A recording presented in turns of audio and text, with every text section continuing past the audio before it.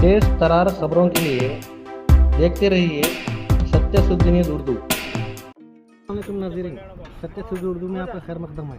आप देख सकते हैं जमात का इज्तिमा चल रहा है। यहाँ पर ये जगह है तकरीर और नमाज अदा करने के लिए। यहाँ पर तहज्जुद के लिए अदा होगी।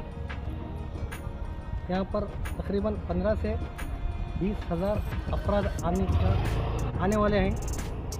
सो ये कमेटी की जानिब से मालूम पड़ा कि यहाँ से 15 से 20,000 अवाम का जमा हुआ और ये इज्तिमा में शिरकत फरमाएंगे। देख सकते हैं आप, यहाँ पर नमाज अदा होगी और बयान भी होगा। देखते हैं इस जगह पर खाने का इंतज़ाम किया गया है। यहाँ पर मैलमगढ़ से आने वालों के लिए खाने का इंतज़ाम है और उधर हरियर गाँव वालों के लिए इंतज़ाम है। इंतज़ाम अपनी ज़रूरत से फारिग होने के लिए यहाँ पर इसका भी इंतज़ाम किया गया है। सामने ही वज़ू का भी इंतज़ाम किया गया है।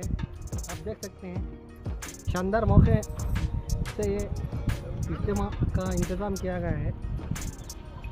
मैं सैयद इरफान, सत्य सुद्दी न्यूज़ उर्दू, हरिहर।